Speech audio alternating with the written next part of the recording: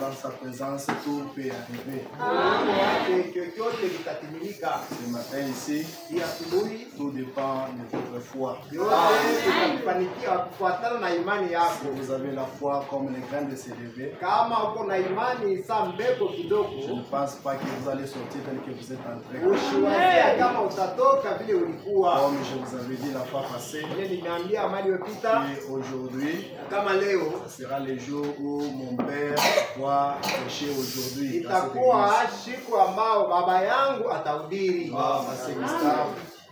Non, pasteur Gustave. Depuis que vous avez commencé, on n'a jamais vu ton père spirituel. Oui, il est là.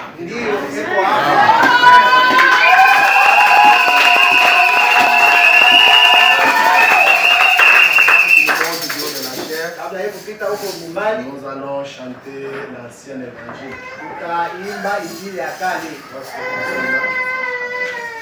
C'est toujours l'ancien Saint-Esprit, c'est ça dans l'esprit, la prochaine, c'est pour ça les chefs les craints. L'Église va vous donner, donnez-moi l'ancien évangile, donnez-moi l'ancien évangile, donnez-moi l'ancien évangile.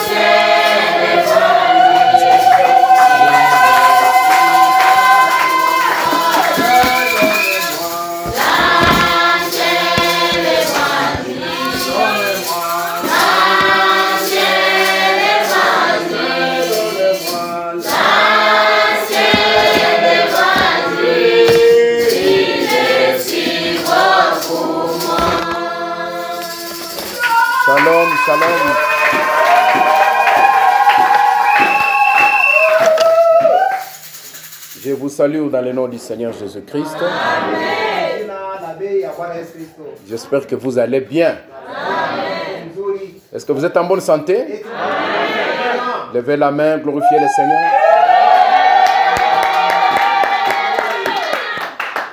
Je suis tellement content aujourd'hui de venir prêcher dans notre église sœur, ou je peux dire une église fille, parce que le pasteur Gustave, c'est notre fils, et je crois que aujourd'hui cet événement, le ciel et la terre seront témoins de cet événement. Et je souhaite et je prie que aujourd'hui chacun puisse rester avec une histoire dans sa vie. Moi, je suis un observateur de petites choses. Et je sais que celle-ci en est encore une. Et ce n'est pas la moindre. Je crois qu'il y a quelque chose, il n'y a pas de hasard devant le Seigneur. C'est pourquoi je veux qu'aujourd'hui chacun puisse être très attentif pour que chacun reste avec une histoire. Le premier jour où papa est venu visiter l'église de son fils. Est-ce que vous êtes prêts à recevoir votre miracle? Que le nom du Seigneur soit loué. J'aime beaucoup le pasteur Gustave. Je l'aime vraiment sincèrement. Et je crois que j'ai toujours parlé avec le frère Vital. Je lui dis qu'il y a une profondeur, quelque chose de très profond entre moi et lui.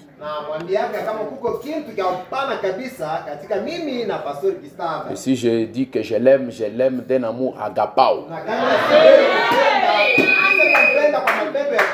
Parce que agapao, c'est le nom de cette église et c'est le nom de notre église de l'autre côté. Et le nom, nous le savons tous, Frère Banamli a de l'influence. Je veux que l'influence du nom d'Agapao puisse persister entre moi et le pasteur et entre Agapao et Agapao.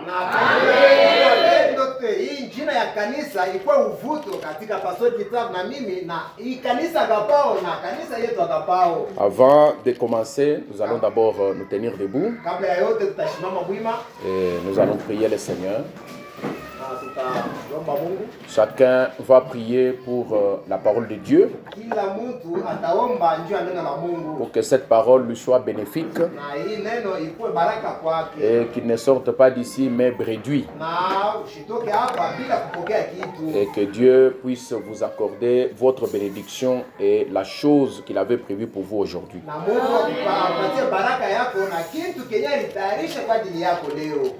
Gloire et gloire et alléluia, alléluia, gloire et gloire et alléluia. Chantons alléluia, gloire et gloire et alléluia. Que soit pour Jésus, honneur à l'agneau, gloire, gloire et gloire et alléluia, alléluia, gloire et gloire et alléluia. Chantons alléluia, gloire et gloire et alléluia. Que tout soit pour Jésus. Prions pendant quelques secondes pour la parole.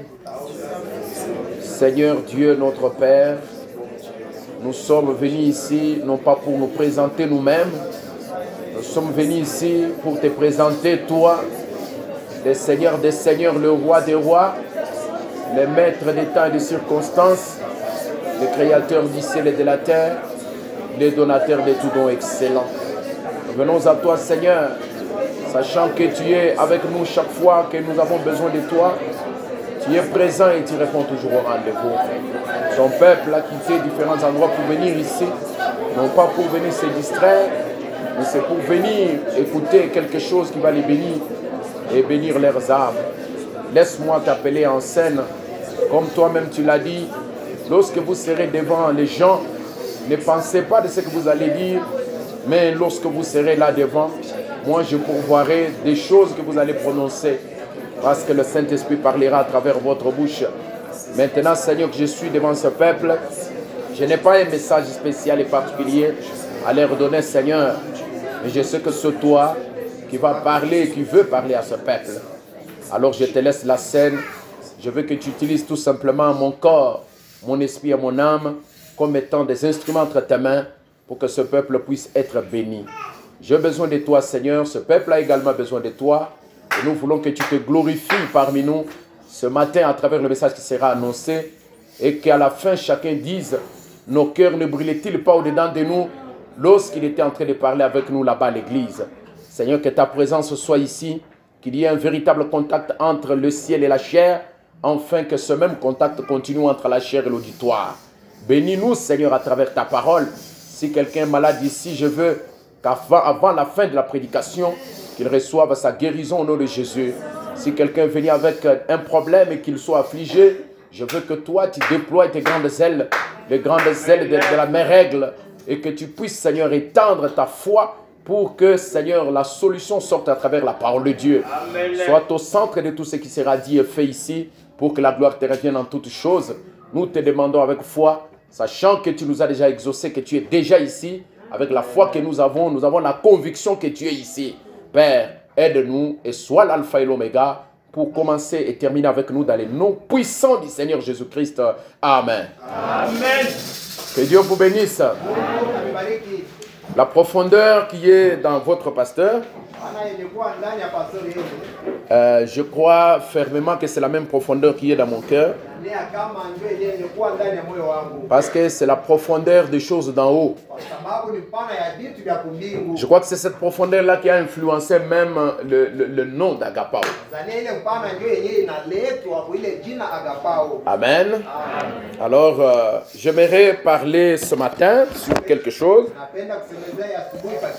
Comme c'est la prise de contact le premier jour, je vais vous demander de continuer à prier toujours pour moi parce que je ne suis pas grand, je ne suis pas quoi que ce soit. Regardez plutôt à ce qui va sortir de ma bouche.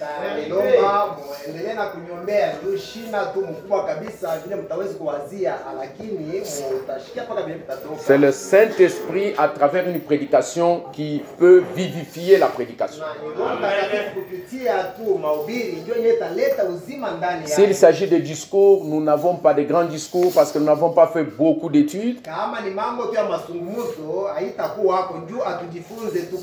Donc ce que nous recherchons, c'est la touche de l'esprit dans la prédication. Alors, je ne connais pas les besoins de chacun de vous, mais je sais que chacun a un besoin. Et quand vous venez à l'église, c'est pour être soulagé de tous les besoins. Et je veux qu'à travers cette prédication, tous les besoins de chacun soient résolus dans le nom de Jésus. Gloire à Dieu. Est-ce que nous pouvons dire gloire à Jésus? Nous allons lire dans... Excusez-moi de vous demander encore de vous tenir debout. Nous allons commencer avec Esther chapitre 8. À partir du verset 2. Nous lisons au nom du Seigneur Jésus-Christ. Le roi ôta son anneau qu'il avait repris à Aman et le donna à Mardoché.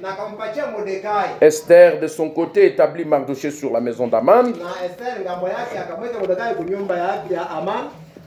Au verset 8 maintenant. Écrivez donc en faveur des Juifs comme il vous plaira.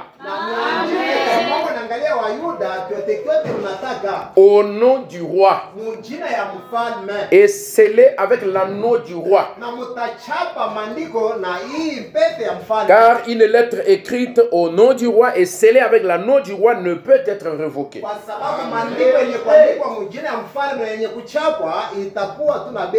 On écrivait au nom du roi Assyrus et l'on scella avec l'anneau du roi. On envoyait des lettres par des courriers ayant pour monture des chevaux et des mulets, nés des juments. Par ces lettres, le roi donnait aux Juifs en quelques villes qu'ils fussent la permission de se rassembler et de défendre leur vie, de détruire, de tuer, de faire périr avec leurs petits-enfants et leurs femmes tous ceux de chaque peuple et de chaque province qui prendraient les armes pour les attaquer.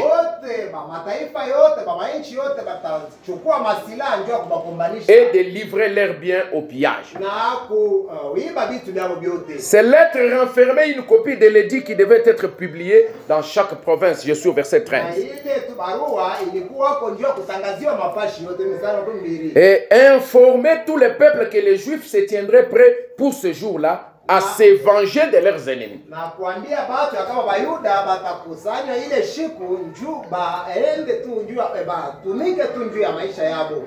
Encore un peu de patience. Romains chapitre 8, versets 1er et 2. Il n'y a donc maintenant aucune condamnation pour ceux qui sont en Jésus-Christ.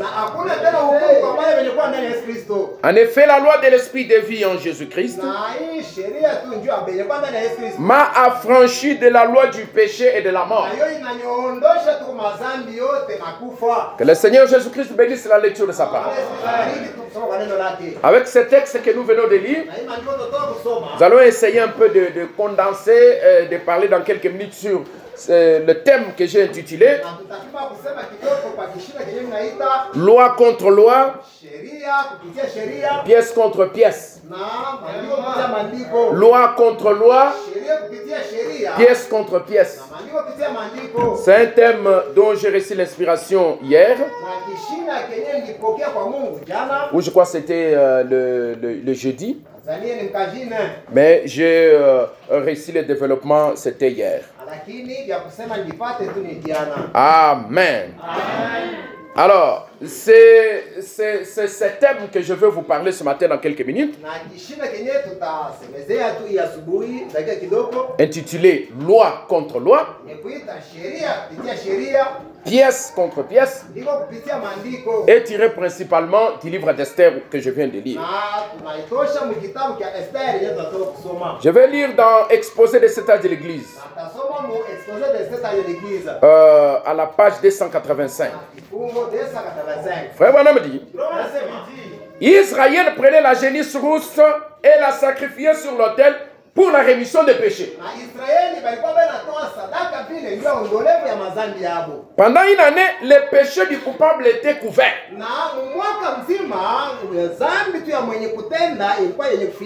Mais couvrir le péché ne pouvait pas enlever les désirs du péché. Ce n'était pas une offrande parfaite. Vous comprenez déjà qu'il s'agit de l'Ancien Testament, n'est-ce pas? Il dit, c'en était l'ombre qui devait durer jusqu'au moment où le vrai sacrifice viendrait.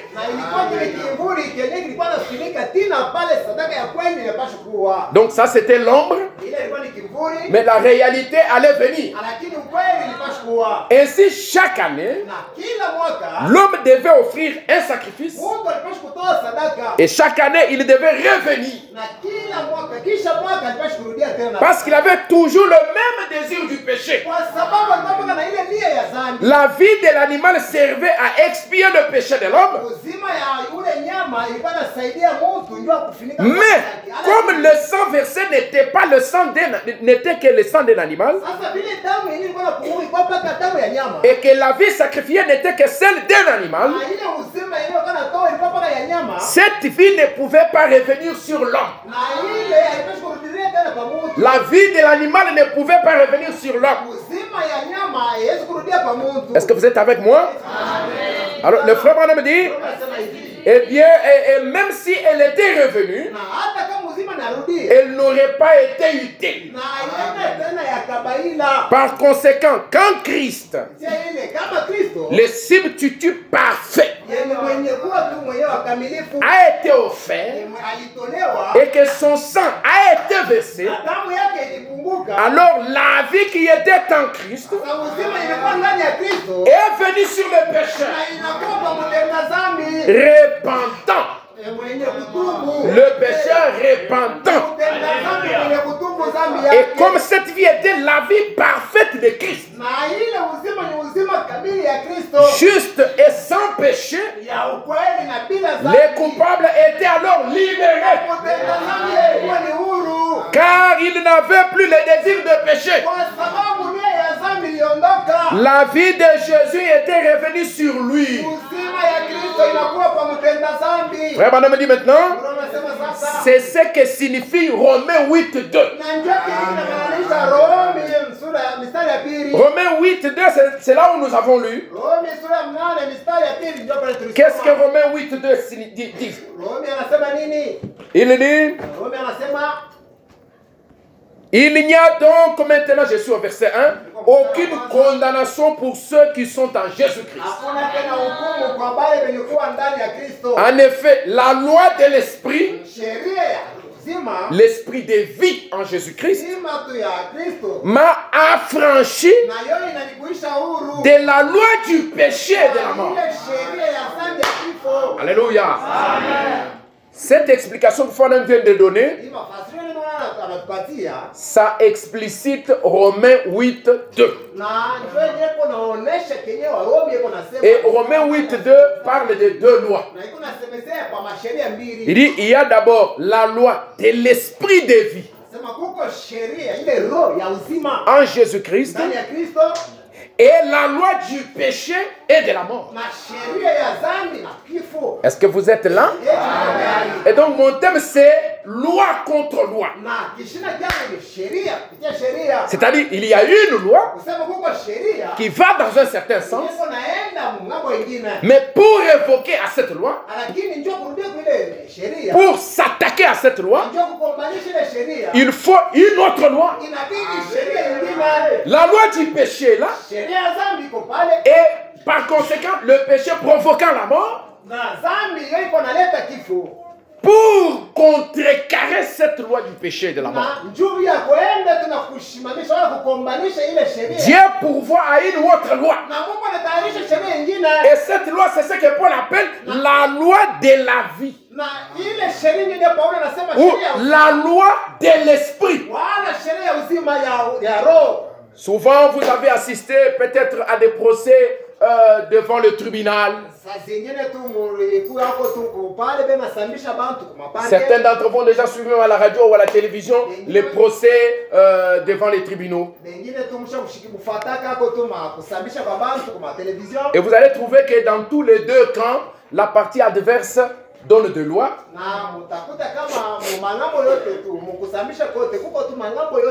pour condamner. Les ministères publics condamnent et la partie défenderesse elle justifie, mais en donnant toujours des lois. Celui-ci donne la loi, mais la partie de la loi qui condamne,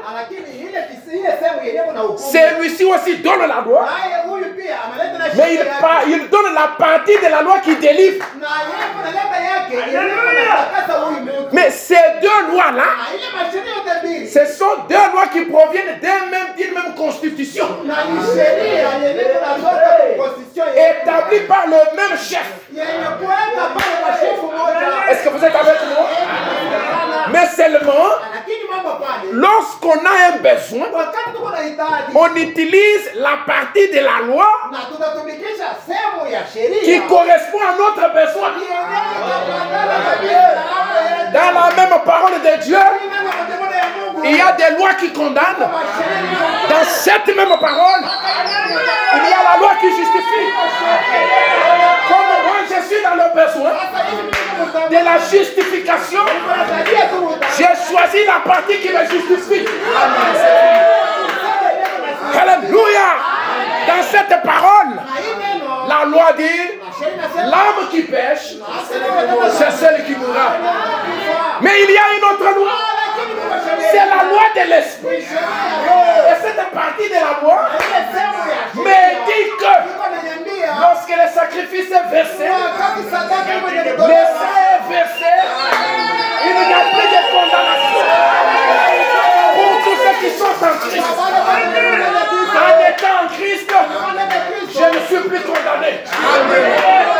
Loi contre loi, pièce contre pièce. Loi contre loi, pièce contre pièce.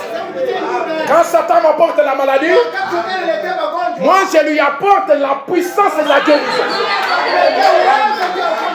Quand Satan m'apporte la souffrance, moi je lui dis, je suis fils du roi. Je ne peux pas souffrir. Alléluia.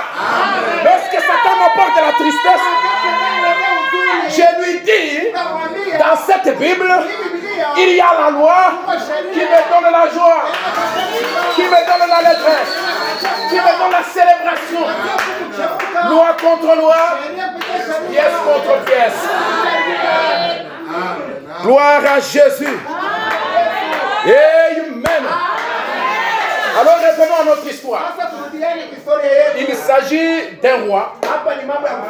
Ce roi-là, son nom c'était Assuérus. Assuérus, dans son royaume, il avait 24 provinces, 26 provinces je crois. Et il dominait sur toutes ces provinces. Et il avait des lois avec lesquelles il dominait. Que lui-même avait établi avec son propre sceau. Et tout le monde dans toutes les provinces le respectait. Ce roi avait une certaine notoriété. Il avait un certain aura. Il était beaucoup connu. Il était très populaire. Mais un jour, alors qu'il était marié, il avait une reine. Il a eu besoin de sa reine pour la présenter devant la population, le public, pendant une fête de 7 jours. Cette reine a refusé de venir se présenter. Donc tous les 7 âges de l'église, la reine a refusé de venir se présenter. C'est alors que le roi a rejeté la reine.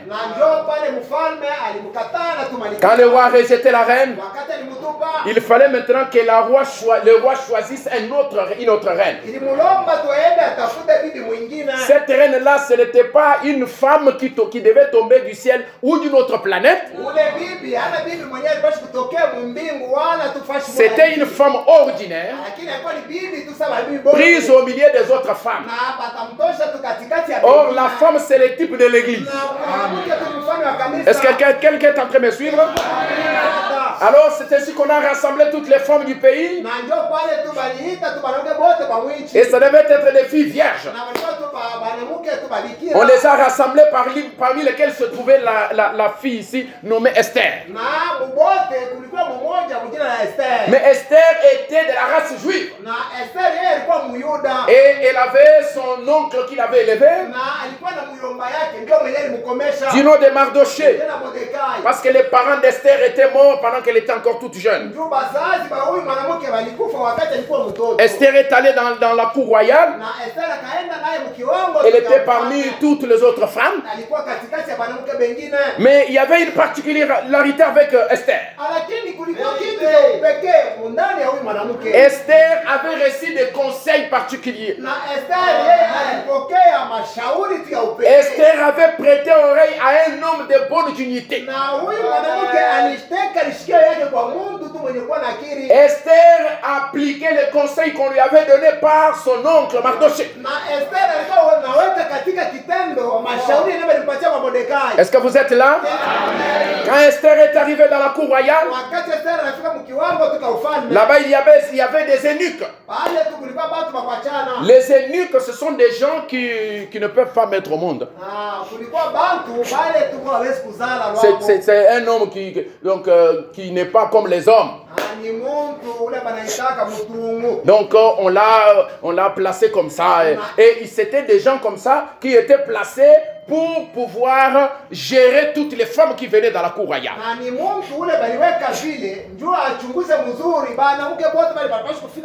C'est pour dire que les véritables serviteurs de Dieu, ce sont des eunuques. C'est de telle sorte que quand on lui laisse une fille, quand on lui laisse la femme, il ne va pas donner sa propre sémence. Mais lui, il va faire tout pour que la seule sémence que la femme, l'église doit recevoir, puisse provenir du roi.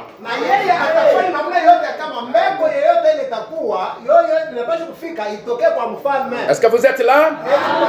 Alors dans notre histoire, c'est ainsi que Esther a commencé à se conformer à ce que attaque l'eunuque du roi lui disait.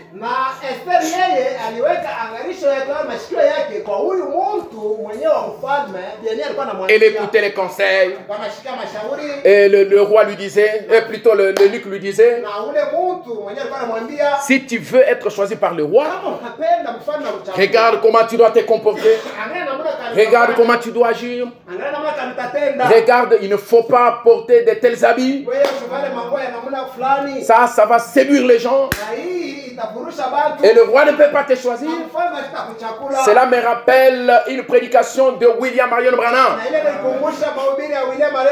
Il a intitulé Le choix d'une épouse. Dans le choix d'une épouse, le prophète est en train de nous enseigner, de nous montrer quel genre d'épouse le Seigneur, le roi, aura besoin.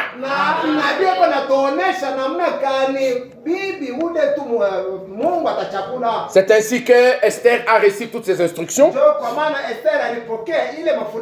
jusqu'à ce que le temps est venu pour qu'Esther puisse passer devant le roi. Avant de passer devant le roi, Esther devait passer par une certaine chambre et de choisir ce qu'elle pouvait choisir. Et les unes sont passées par là. Elles ont pris des boucles à oreilles. Elles ont pris les hauts talons. Elles se sont peinturlurées le visage. Elles sont allées apparaître devant le roi comme des Jézabel modernes. Mais l'épouse dont le Seigneur Jésus a besoin dans ce temps de la fin, ce n'est pas une Jézabel peinturlurée. C'est une épouse pure, remplie de la sainteté. Et la Bible dit c'est une épouse sans tache, ni ride, ni rien de semblable. Une épouse qui s'est parée pour son époux. Et cette parure ne consiste pas dans les habits somptueux et des choses pareilles. Il s'agit de l'habit de la parole. Il s'agit de la robe d'occasion.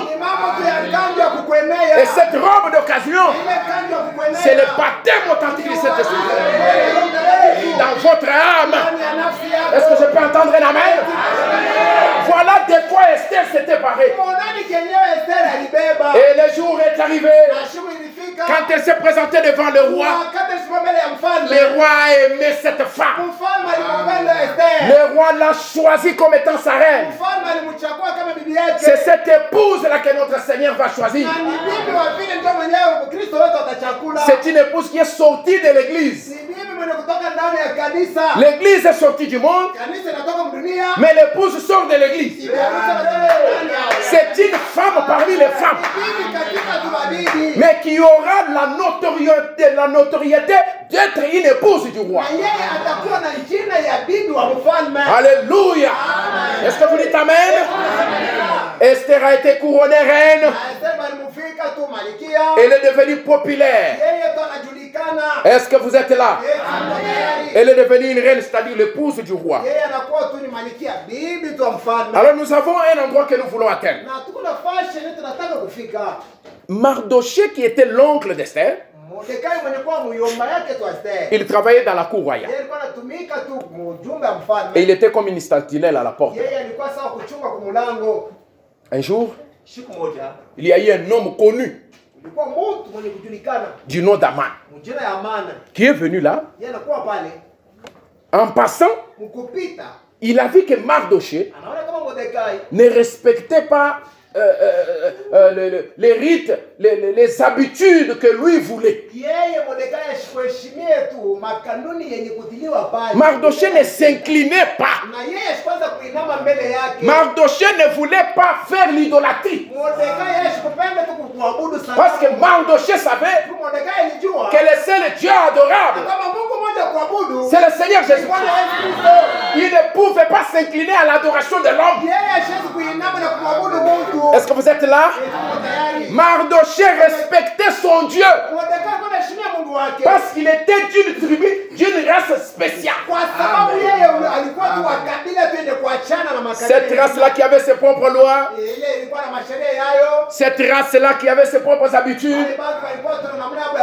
C'est comme ça que dans le message, nous avons nos propres lois, nous avons nos propres habitudes. Nous ne vivons pas comme tout le monde. Même lorsque vous vous retrouvez quelque part, là où tout le monde agit d'une certaine manière, vous avez votre manière de faire qui fait que les autres vont vous remarquer comme tel. Ils vont se dire, mais celui-ci n'est pas comme tout le monde. Parce que l'épouse n'est pas comme tout le monde. L'épouse est spéciale. Est-ce que vous dites amen à ça? Est-ce que vous pouvez dire amen? Nous sommes spéciaux. Est-ce que quelqu'un peut dire je suis spécial? Je suis spécial. Je suis spécial. Il est vivant. Il est ressuscité. Qui est ça?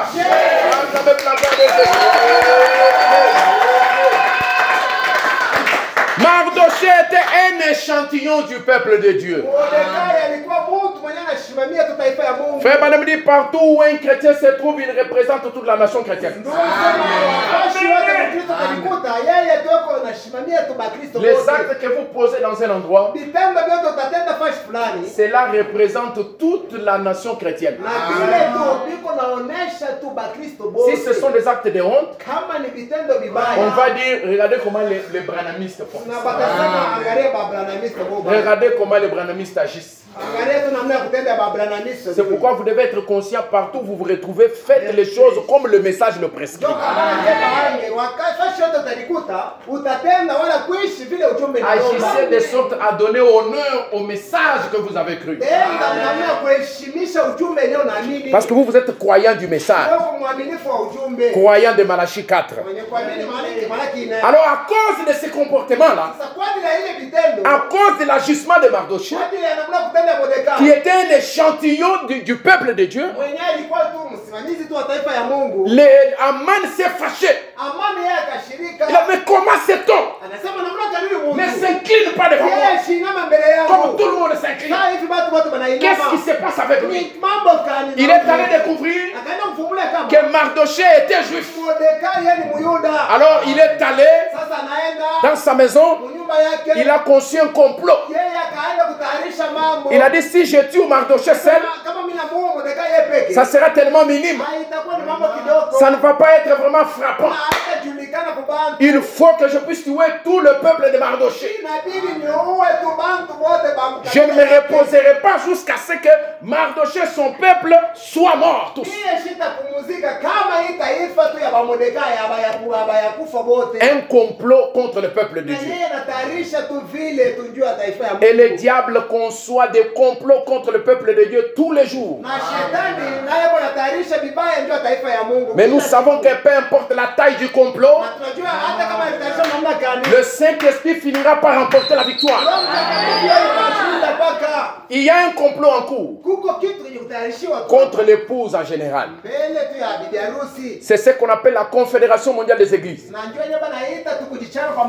La marque de la bête. Et c'est en train de se produire en catimini. Le madame dit que la marque de la bête, ce n'est pas un tatouage. Cette marque de la bête dont vous entendez là, c'est une marque spirituelle. Et il y a des gens qui sont déjà en train d'être scellés en ce moment. C'est pour ça que du côté de l'épouse, ils sont aussi en train de se préparer au scellement spirituel du Saint-Esprit. Chaque jour quand vous marchez, essayez de vous poser la question: est-ce que je suis déjà scellé? Est-ce que je suis prêt pour l'enlèvement? Si l'enlèvement se produit dans les 3 minutes qui suivent, est-ce que je serai prêt de dire oui à l'enlèvement? Est-ce que vous êtes avec moi? Donc marchez, travaillez, faites tout ce que vous voulez faire, mais faites-le tout en étant sûr de votre enlèvement.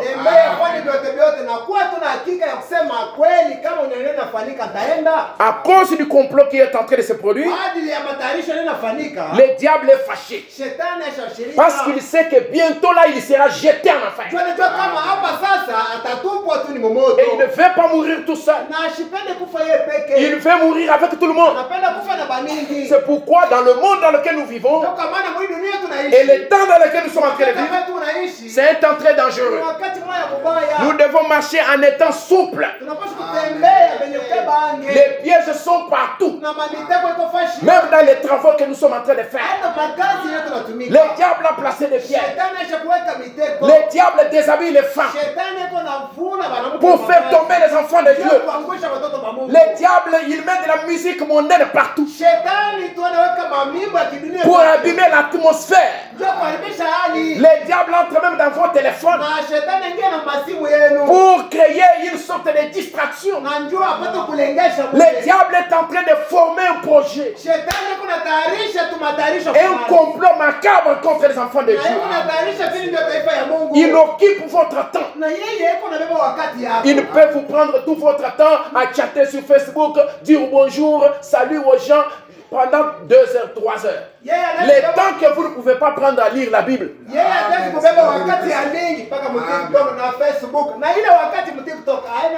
Mais c'est un complot géant. C'est une toile d'araignée qu'il a déjà tissée à travers le monde. Et c'est pour ça que les enfants de Dieu doivent faire attention pour ne pas tomber dans cette toile d'araignée. Le diable est tellement rusé. Mais nous savons que même si le péché abonde, la grâce de Dieu va surabonder. Et c'est à travers le message du temps de la fin, ce message précieux, merveilleux que nous avons cru. Le complot est tellement grand. Alléluia. Et quand il a formé ses projets, un complot contre le peuple de Dieu, juste à cause du comportement d'un échantillon du peuple de Dieu. Si vous regardez les messages, les églises du message, ils ne veulent pas communier ou entrer dans cette histoire qu'on appelle la Confédération mondiale des églises. Ils s'opposent, ce sont des Mardochés. Alors Aman, lui, de son côté, il s'est dit, ah bon, comme eux, ils ne vont pas entrer dans cette histoire.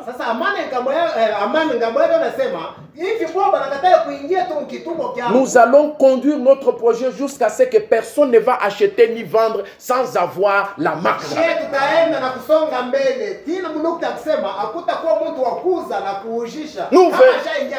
Nous verrons par où ils vont prospérer dans leurs activités. C'est ainsi que le diable va vous obliger de mentir chaque fois pour avoir de l'argent. D'utiliser des voies pernicieuses pour avoir des moyens de vivre. C'est déjà le complot en cours. Et si vous ne tirez pas attention, vous serez en train de tomber en tombant tous les jours. Amen. Amen. Mais le Saint-Esprit est toujours en action. Avec son épouse. Alléluia. Amen. Maintenant, lorsque Mardochée a appris ça, il a dit, je vais porter les sacs. Je vais gêner. Je vais prier. C'est le temps de prier. Le temps n'est plus. Jésus va venir. L'enlèvement aura lieu. C'est le temps de prier. La Bible dit, veillez et priez. Car vous ne savez pas à quelle heure exactement le pou va venir. Mardochée a changé d'attitude. Nous devons changer d'attitude. Nous devons changer de comportement. Alléluia. Nous devons nous réveiller. Parce que le temps est grave. Il y a un complot en dessous. Les diables travaillent contre nous. Satan travaille contre nous. Aujourd'hui, dans chaque famille, les diables font tout pour y placer un sorcier. Dans chaque entreprise, les diables font tout pour y placer un magicien. Dans chaque église, les diables font tout pour y placer un franc-maçon. Ce sont des infiltrations, c'est une toile qu'il est en train de construire.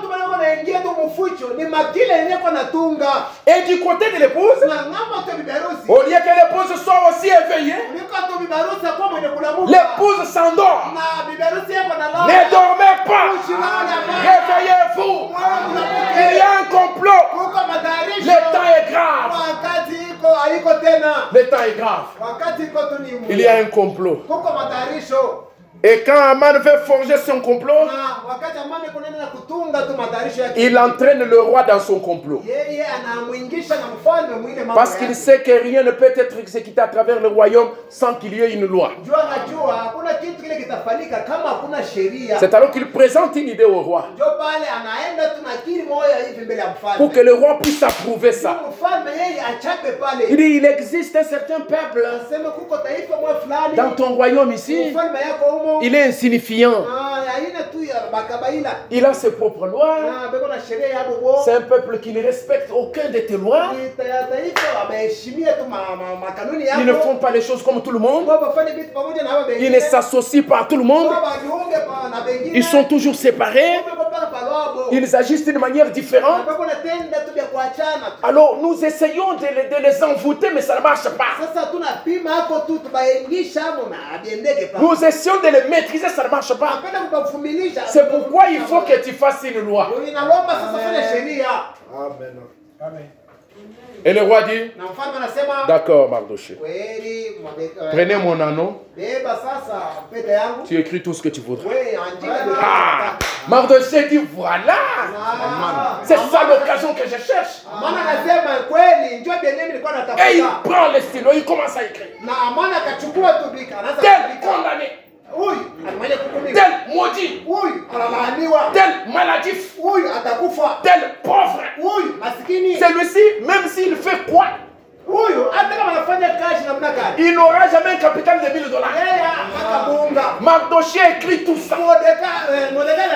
Il dit quand il va commencer à chercher le Saint-Esprit, c'est alors que je vais lui donner le mot de tête et la gastrite. Est-ce Est-ce que quelqu'un est avec moi? Mardochée établit la loi. Et il prend les sceaux. Puisqu'il a péché, il est condamné. Il prend les sceaux du roi. Il scelle. Mais ce n'était pas l'idée du roi. Ce n'était pas la volonté parfaite du roi. Amen. Très profond. Est-ce que vous êtes là? Et quand la loi sort, c'est la loi du roi. Mais pas dans la volonté parfaite du roi. Amen. Est-ce que vous êtes là? Dieu, quand il a créé l'homme, au commencement, il lui a donné le libre arbitre. C'est à travers ce libre arbitre de choisir le bien et le mal, de choisir ce qui est bon et ce qui est mauvais, que le diable s'est infiltré. Et là, il a introduit le péché. Or, le péché conduit à la mort. Les deux là sont attachés. Les deux là sont attachés. Est-ce que vous êtes là? Est-ce que vous êtes là? Mais quand le roi donne cette autorisation à Aman, il n'est pas au courant du complot. Alléluia. Il ne connaît pas qu'il y a un complot. Et lorsque Mardochée apprend le complot, je vais plus vite maintenant. La nouvelle atteint Esther. Esther dit, ce n'est pas possible. Pourquoi je n'ai pas été informé de ça? Moi, je suis l'épouse du roi. Je suis la reine. Je suis l'épouse parole. Je suis l'épouse baptisée du Saint-Esprit. Mais j'ai le pouvoir de sauver ma nation.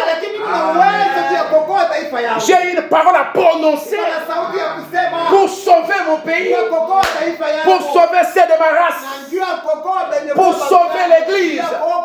Laissez-moi vous dire une chose. S'il y a encore de la grâce aujourd'hui, c'est par égard pour l'épouse.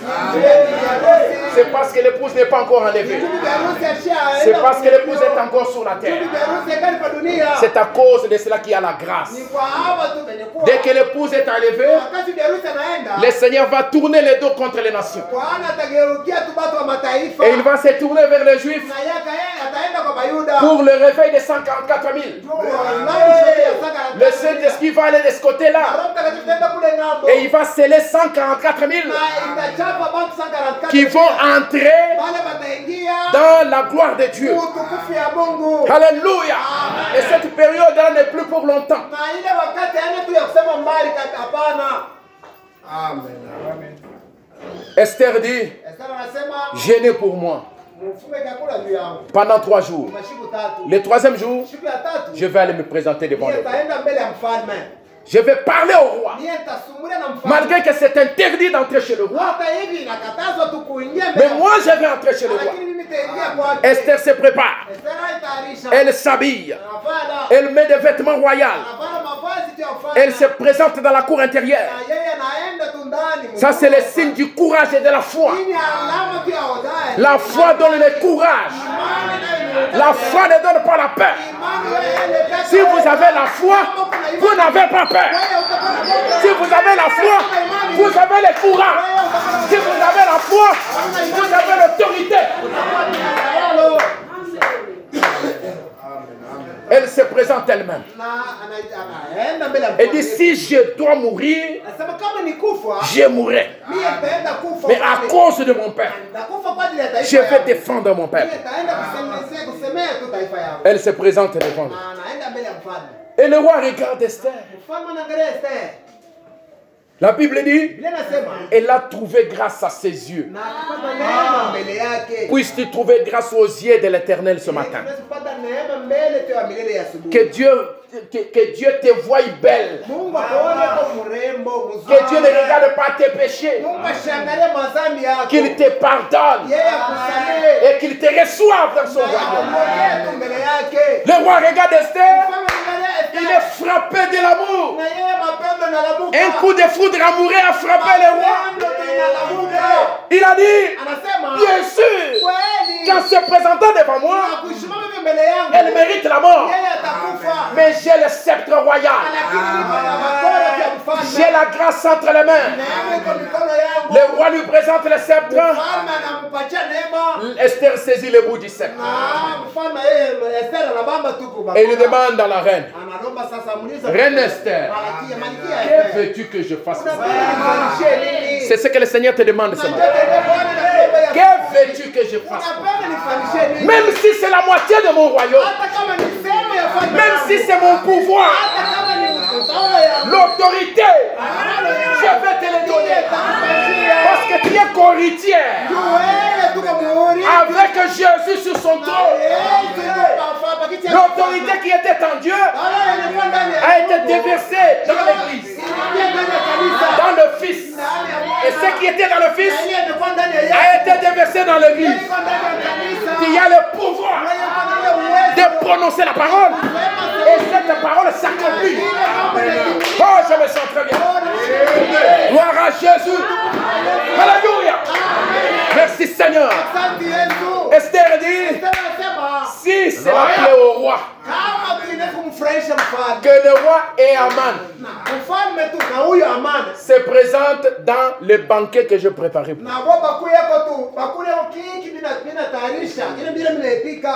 Amen. Le roi dit, il en sera fait tel que tu as dit. Aman dit, tu vois? Donc même la reine elle-même, même la reine, j'ai vraiment trouvé grâce aux yeux du roi. Aman a commencé à se sentir joyeux. La Bible dit, Aman s'est sorti ce jour-là joyeux et le cœur content. Mais laissez-moi faire remarquer quelque chose. Il y a des émotions qui vont se contredire ici. Ce jour-là, Aman était joyeux. Ça c'est un. Mais lorsqu'il vit à la porte du roi Mardochée qui ne s'est levé ni ne se remuait devant lui, il fut rempli de colère contre Mardochée. Joyeux, fâché. Deux sentiments opposés.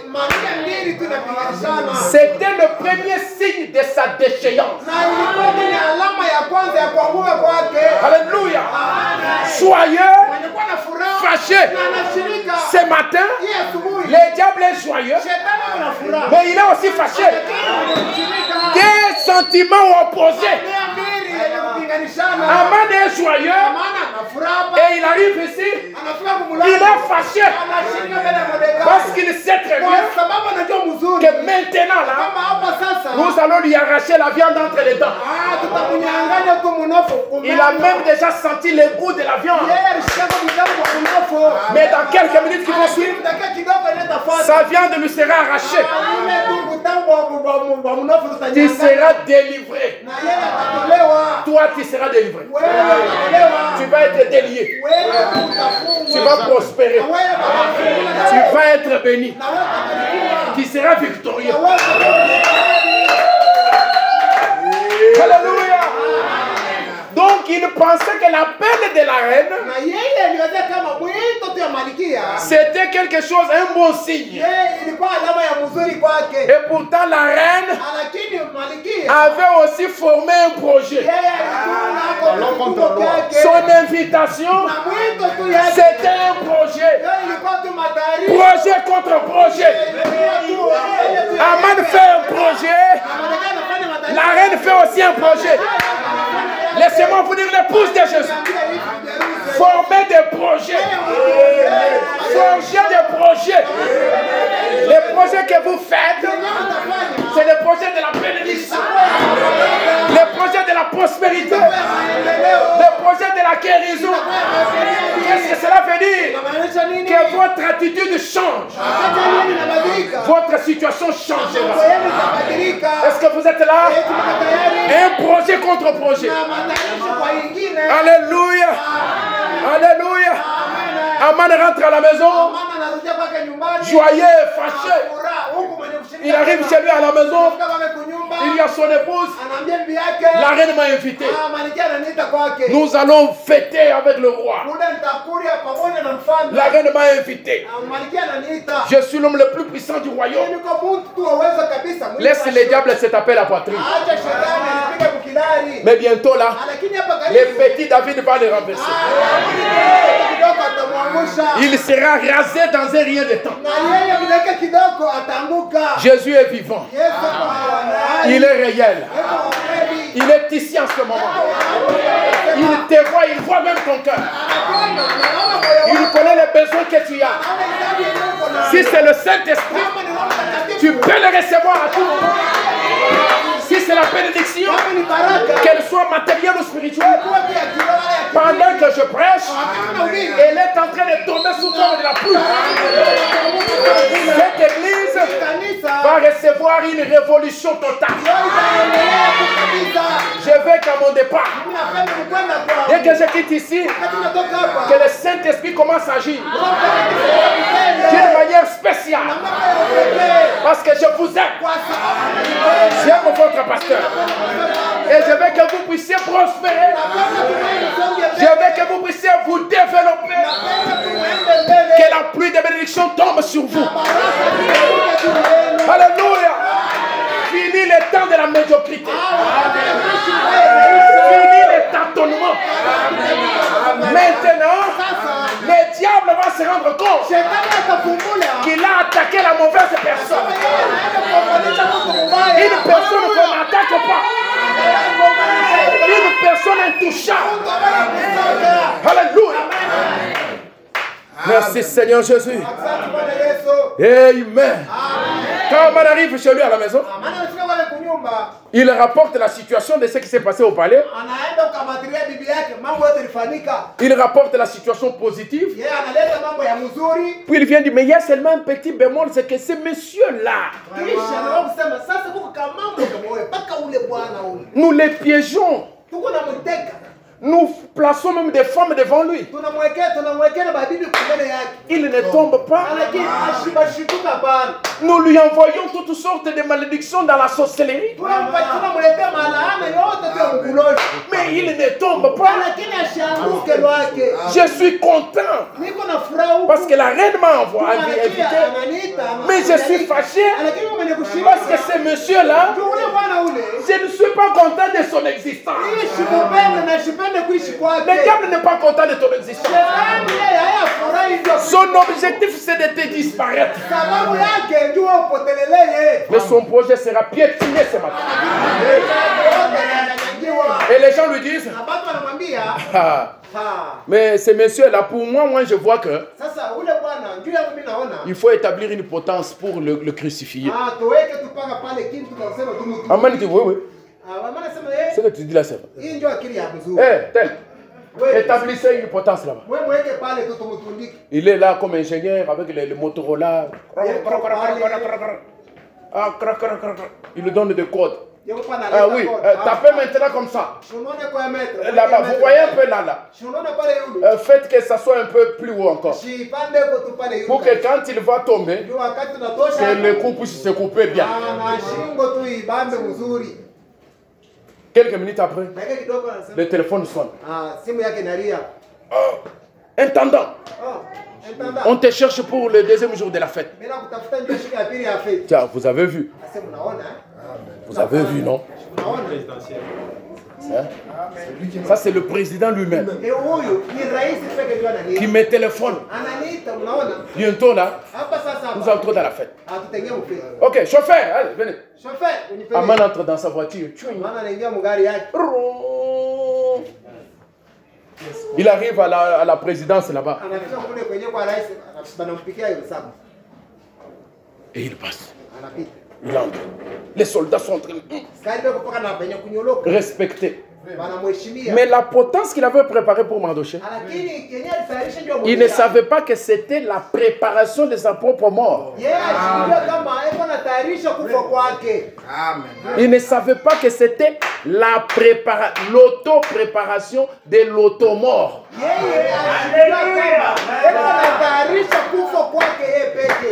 Alléluia. Est-ce que vous êtes là? Il sort. Il arrive là. Qu'est-ce qui arrive?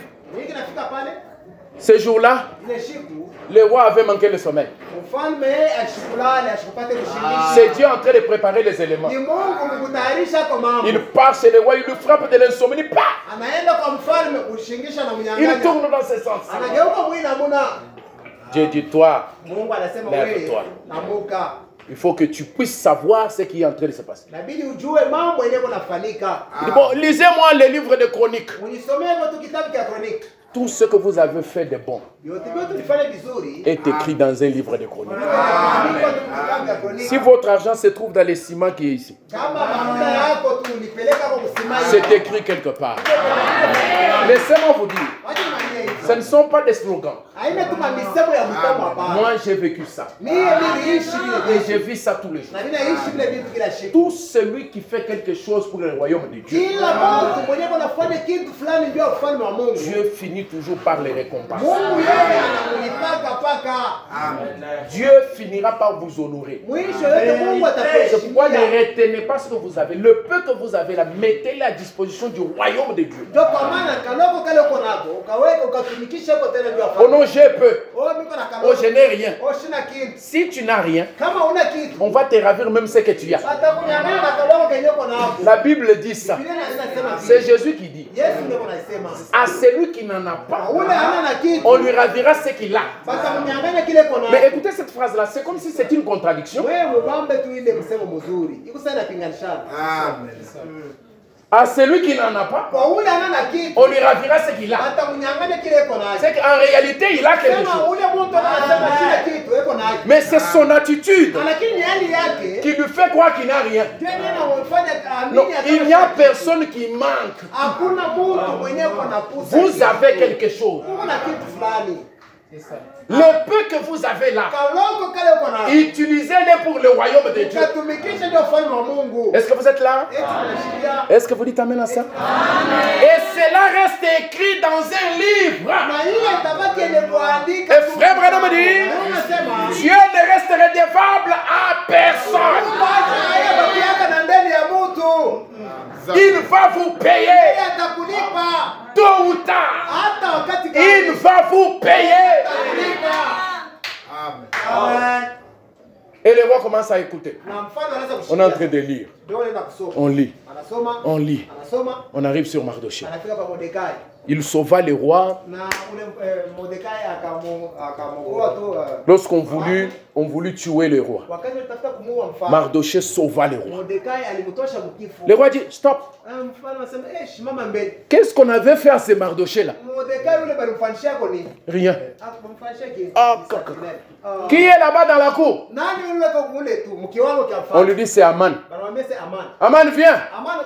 Aman arrive. Oui. Son Excellence, je suis là. Qu'est-ce qu'on peut faire à celui, à un homme que le roi veut honorer? Aman commence à s'imaginer lui-même là. Il dit là c'est moi maintenant. Bon, écoutez, à un homme qu'on fait honorer, bon, qu'on puisse lui habiller des habits royaux, qu'on le fasse marcher à travers la route, partout dans la ville, en criant, c'est ainsi qu'on fait à un homme que le roi veut honorer. Il finit de parler. Le roi dit, fais tout ce que tu viens de dire là pour Mardochée. Deuxième signe. Amen dit quoi? Pour Mardochée. Pour vous dites, Excellence, vous avez dit qui? Seulement lui là. C'est seulement toi là. C'est seulement toi là.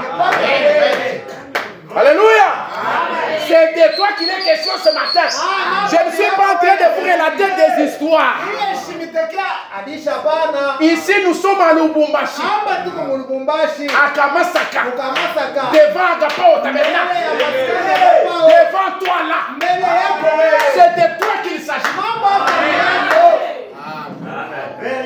Aman se voit obligé d'honorer son ennemi qu'il voulait humilier. Et celui qu'on a choisi, c'est seulement lui là. C'était déjà un signe. Aman sillonne partout, il rentre chez lui, on lui donne, il prend un mouchoir qui lui couvre la tête. Il rentre chez lui à la maison. Quelle honte! Je suis humilié. Je croyais que c'était pour moi. Mais je ne savais pas que c'était pour honorer mon ennemi. Sa femme lui dit, si Mardoché, devant qui tu commences à tomber aujourd'hui, là, il fait partie de la race de l'épouse de Malachie 4.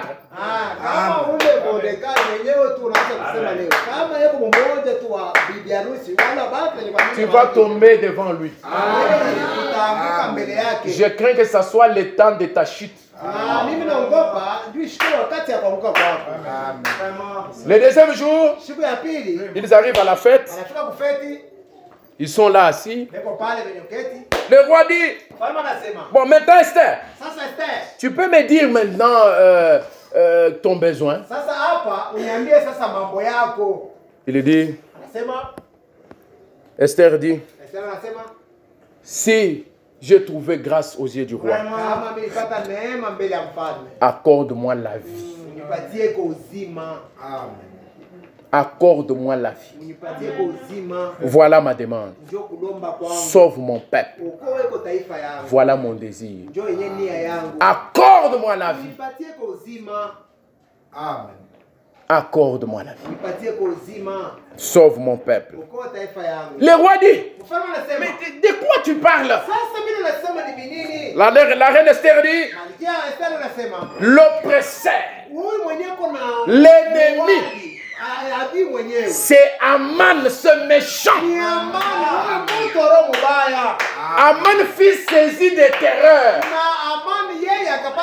Ce matin, que ton ennemi soit saisi de terreur. Alléluia. La peur a changé de camp. Alléluia. La peur a changé de camp. Ce matin, la peur a changé de camp. Cette maladie-là n'est pas pour la mort. Cette souffrance-là n'est pas pour la mort. Ce matin, Satan est terrorisé. Cette maladie, c'est pour la gloire de Dieu. Cette souffrance, c'est pour glorifier le nom de Jésus. La terreur a saisi cet homme.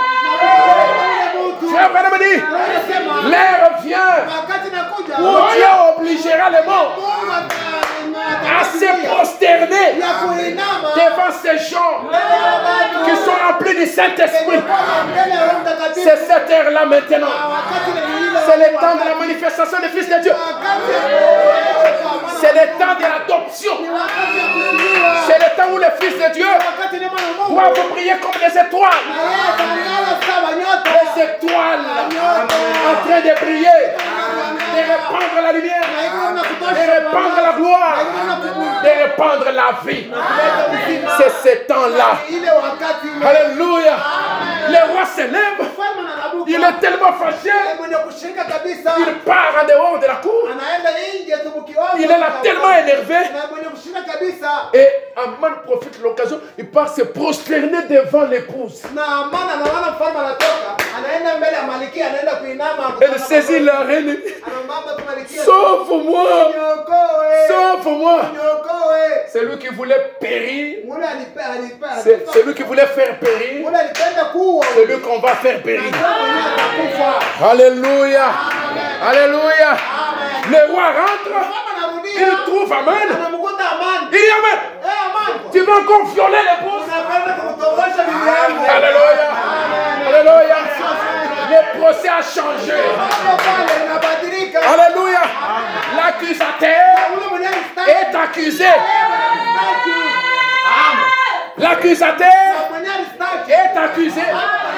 L'attaquant est attaqué. L'envoûteur est envoûté. Le sorcier est perturbé. Alléluia. Pendant que je parle,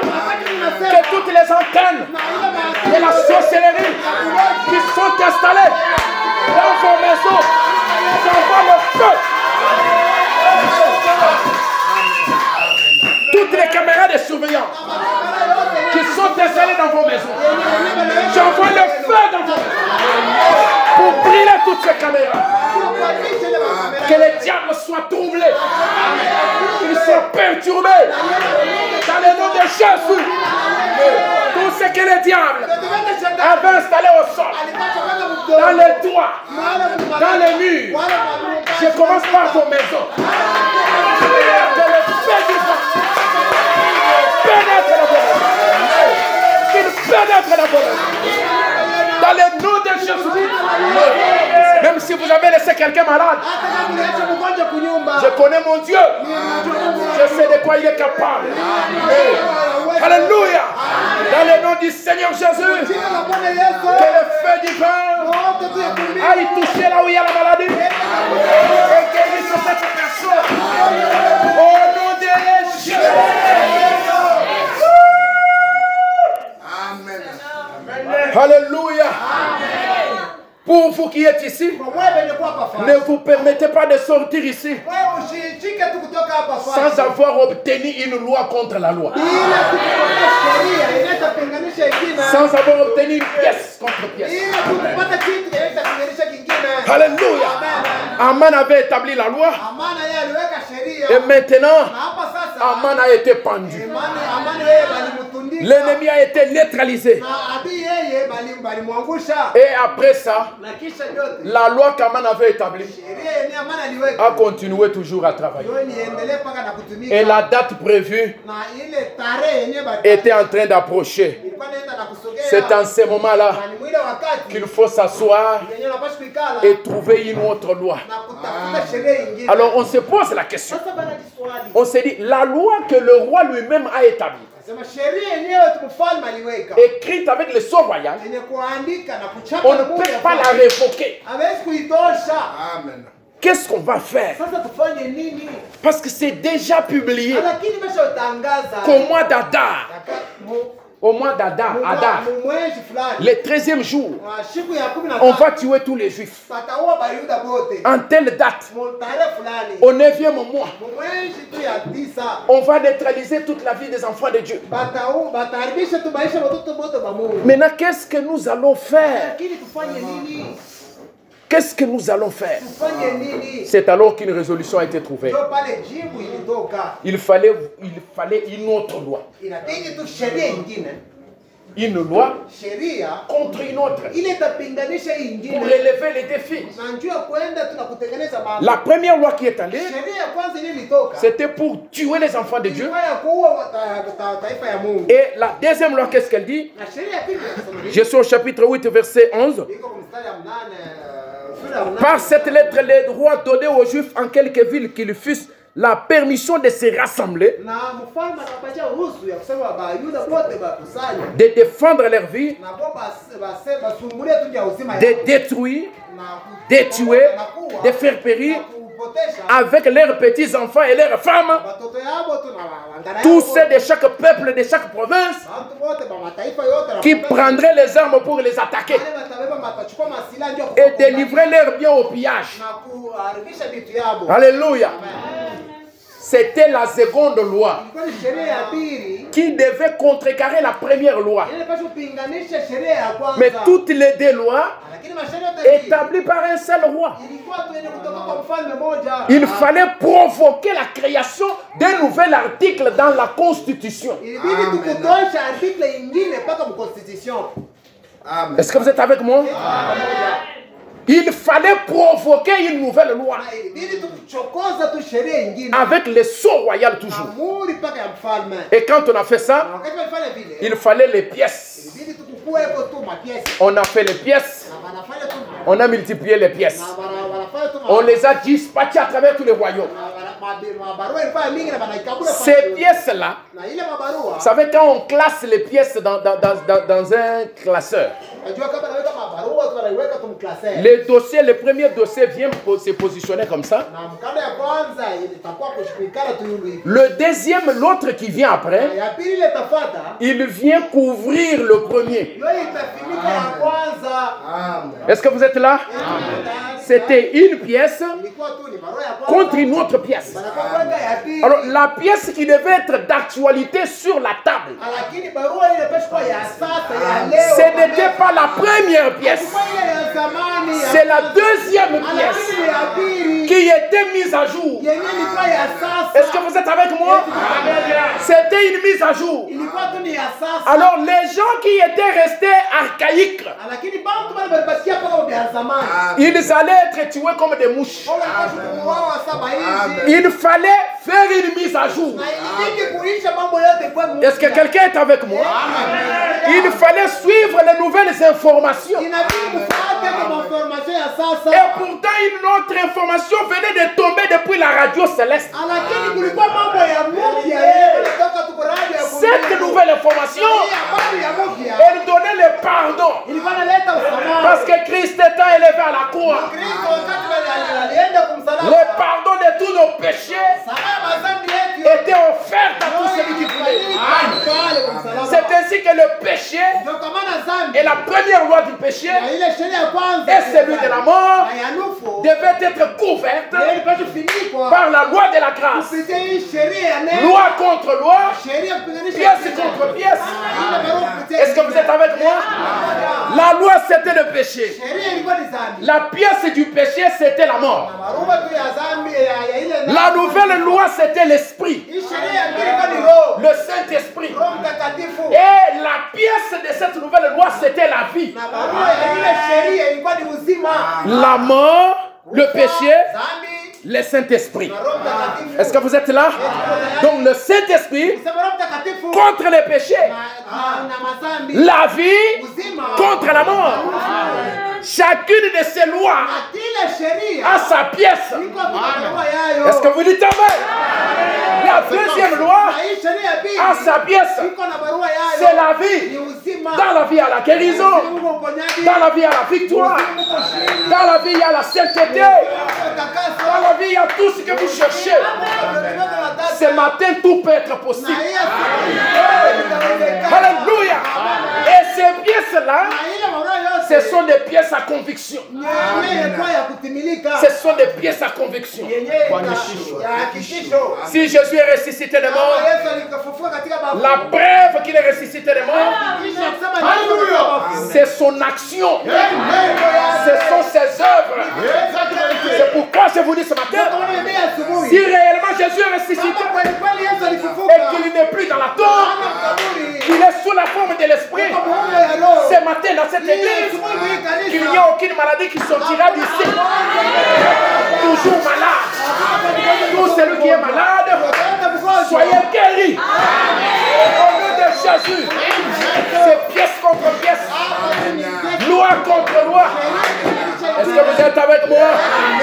La vie contre la mort, l'esprit contre le péché, le Saint-Esprit contre la sorcellerie.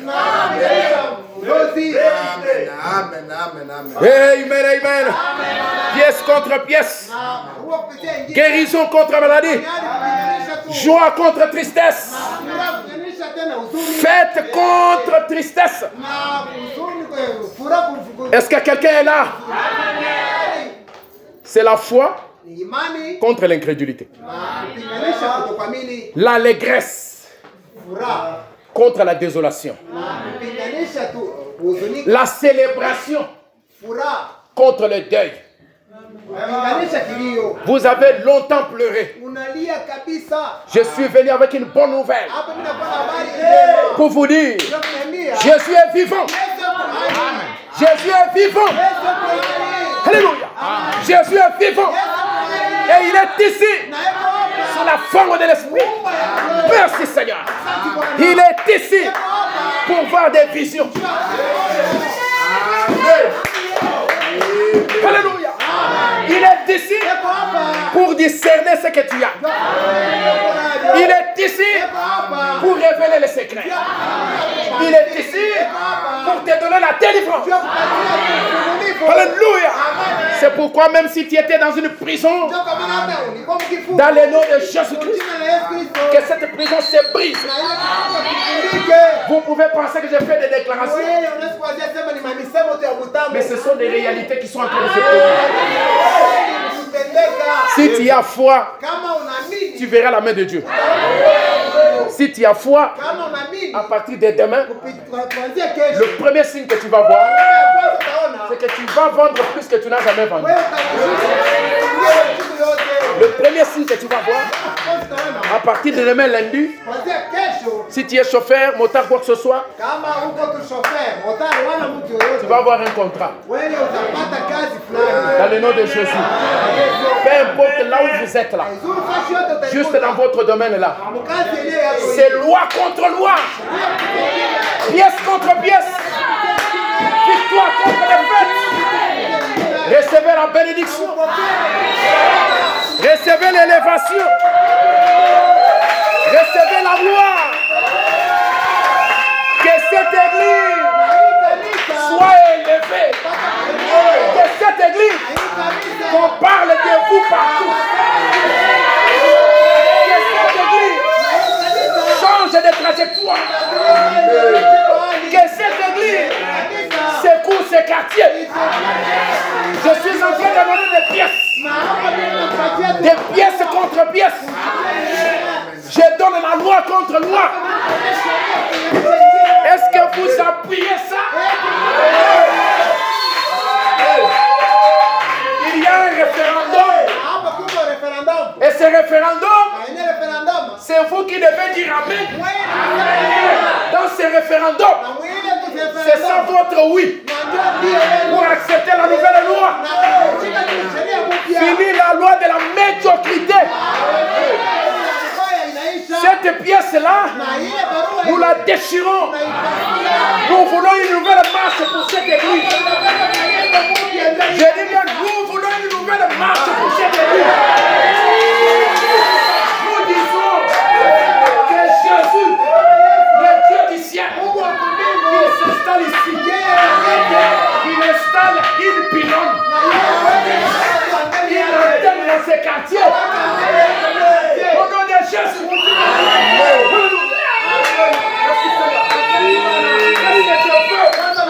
Je veux que cet endroit devienne un centre d'attraction. Je dis bien centre d'attraction. Dans toutes les directions. Que cet endroit puisse être répandé des gens. Que la confiance augmente. Fini le freinage. Fini le blocage. Maintenant, c'est l'évolution. Est-ce que nous pouvons tous nous tenir debout?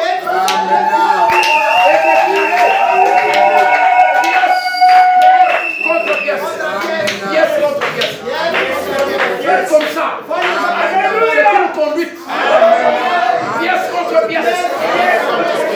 Victoire contre défaite. Guérison contre maladie. Pièce contre pièce. Pièce contre pièce. Vous commencez avec la main droite. Pièce contre pièce. Élévation contre humiliation. Au nom de Jésus, soyez délivrés.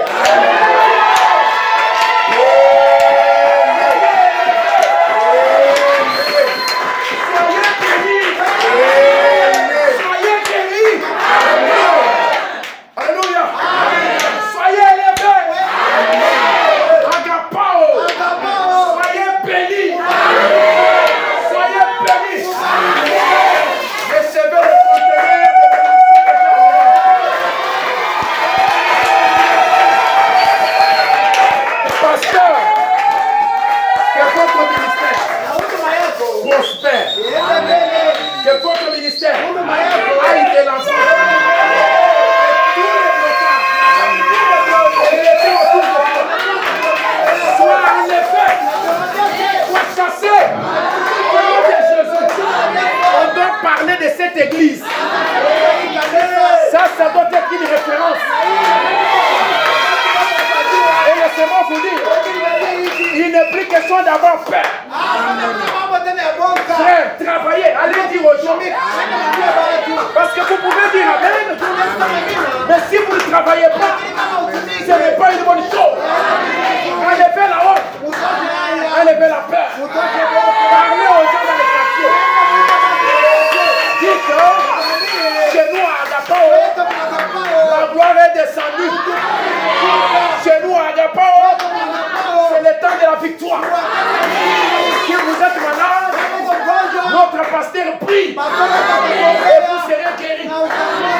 Appelez les gens. Je vous dis, appelez les gens. N'ayez pas honte. N'ayez pas peur. Contactez les gens au marché. Dites aux gens, je n'ai jamais vu une église comme ça. Est-ce que vous me comprenez? Dites aux gens, venez seulement une fois chez vous. Vous allez voir de vos propres yeux. C'est pièce contre pièce. Loi contre loi. Victoire contre la défaite. L'élévation contre l'humiliation. La richesse contre la pauvreté. C'est le temps du changement. Soyez à l'église tous les jours. Tous les jours que les portes s'ouvrent. Venez à l'église. Soutenez la cause. Et vous verrez la différence. Il y a des gens qui sont envoûtés dans leur tête. C'est pourquoi il faut d'abord commencer par enlever cette loi-là dans leur tête. C'est ce qui les freine. Ils pensent qu'il est toujours moins médical. Médical, c'est la vie de souffrance. Pour escalader une montagne, il faut couper là. Si c'est une moto, c'est une vieille moto.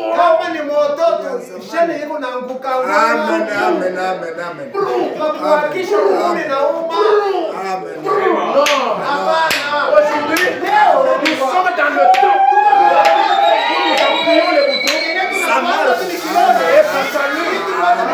Nous sommes dans le temps de la grande vitesse. C'est le temps d'appuyer le bouton. Même pour la bombe atomique. Vous appuyez juste le bouton. Et les choses se déclarent. J'appuie le bouton. Les détonateurs de la bombe des miracles. Cette église, il faut qu'il y ait un changement dans cette pression. Je veux un changement radical. Le ciel m'entend. Les paroles que je prononce, je suis en train d'écrire. Ces paroles-là sont mystiques, sont spéciales, sont particulières. Dans le nom de Jésus, j'écris la vie, la bénédiction, l'élévation, les sommets. Soyez top. Soyez top. Que ces quartiers vous sentent. Qu'ils sentent votre présence ici. Alléluia. Nous allons lever les mains en l'air et nous allons faire une conduite. Nous levons les mains en l'air et nous tournons du côté de l'est. Nous faisons comme ça et nous appelons les gens, les aigles de Dieu qui viennent de ces côtés, qui viennent en grande masse. Nous allons parler. Nous prononçons des paroles. Et ces paroles-là vont atteindre les gens de ces côtés. Allez, nous disons, nous vous appelons. Venez. Venez. Au nom de Jésus. Tournons de ces côtés. Nous vous appelons. Venez. Au nom de Jésus. Tournons au sud. Nous vous appelons. Venez. Au nom de Jésus. Tournons-nous vers l'est. Nous vous appelons. Venez. Au nom de Jésus. Levons maintenant les mains vers le ciel. Prononçons des paroles à l'Éternel. Dites des choses à Dieu selon votre gré. Alléluia. Pour votre église, pour votre pasteur et pour vous-même. Prions le Seigneur.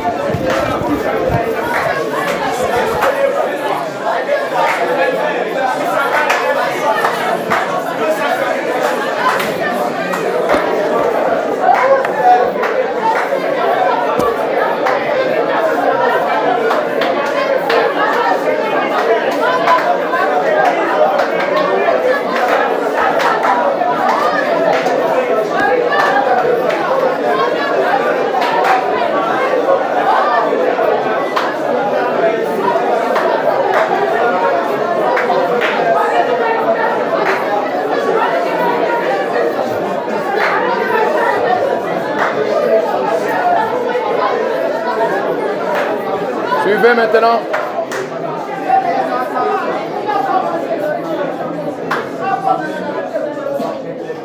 Je vais maintenant appeler le pasteur Gustave. Il va venir apposer le sceau. Le sceau du roi. Sur les paroles que nous venons de prononcer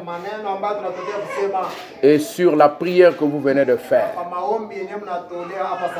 Ayez la sincérité et l'amour envers votre église et votre pasteur. Il n'y a pas quelque chose qui va tomber de quelque part ou d'une autre planète ailleurs. Tout se trouve en vous là. Vous n'avez qu'à croire et à vivre en conséquence. Et vous verrez la gloire de Dieu. Le pasteur va prier maintenant. Gardez les yeux fermés et la tête inclinée. Suivez la prière. Dieu Tout-Puissant,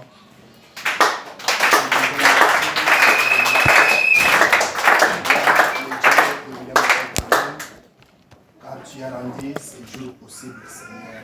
Je me souviens un jour, ton prophète pouvait prêcher un serment intitulé « Il devait passer par ici, Seigneur ». C'est ainsi, ô Dieu Tout-Puissant, nous avons compris, ô Dieu Tout-Puissant, ta volonté pour nous aujourd'hui, Seigneur. Tu y as dit dans ta parole, tout ce que vous demanderez en priant en mon nom, croyez que vous avez reçu et vous le devez s'accomplir. Alors chacune de nous a demandé le désir de son cœur. Toi, le Dieu de Malachie 4, tu es un Dieu qui ne faillit jamais, Amen. Seigneur. Tu es un Dieu qui tient tes promesses, Seigneur. Tu as dit, ô Dieu Tout-Puissant, invoque-moi, je te répondrai. Amen. Ma seule prière, ton peuple t'a invoqué, Seigneur. Laisse que chacun, ô Dieu Tout-Puissant d'eux, qu'il puisse voir, ô mon Dieu, mon roi, tout ce qu'il t'a demandé être exaucé, Seigneur. Je sais que tu es le Dieu qui répond au désir du cœur, Seigneur Jésus. Ces jours-là, ce grand roi, ô Père aimé, alors qu'il avait besoin encore de la vie, ô mon Dieu, mon roi, alors qu'il a reconnu son identité, Seigneur Jésus, il a prié, toi le Dieu du ciel, tu lui as encore ajouté 15 ans, Seigneur. Alors ce matin, ô Père, agapa au tabernacle, Seigneur, chacun d'eux a reconnu son identité, Seigneur, qu'il est ton fils, qu'il est ta fille, Seigneur Jésus, alors qu'il a parlé, Seigneur Jésus, accomplis cela au nom de Christ. Que tout celui qui est venu étant malade, Seigneur, à travers la parole qui a été prêchée, Seigneur, que la guérison divine, Seigneur Jésus, se manifeste dans son corps, ô Dieu. Car tu es dans ta parole, ô Père, je vous ai envoyé ma parole et ma parole vous a guéri. Père Céleste, bénis la présence de tout un chacun de nous, Seigneur. Bénis, ô mon Dieu, mon roi, mon ancien Seigneur Jésus, alors qu'il a perdu de l'énergie, Seigneur. Je sais que tu es le Dieu qui restaure, Seigneur. Je sais que tu es le Dieu qui restaure, Seigneur. Tout ce qui est sorti dans son corps.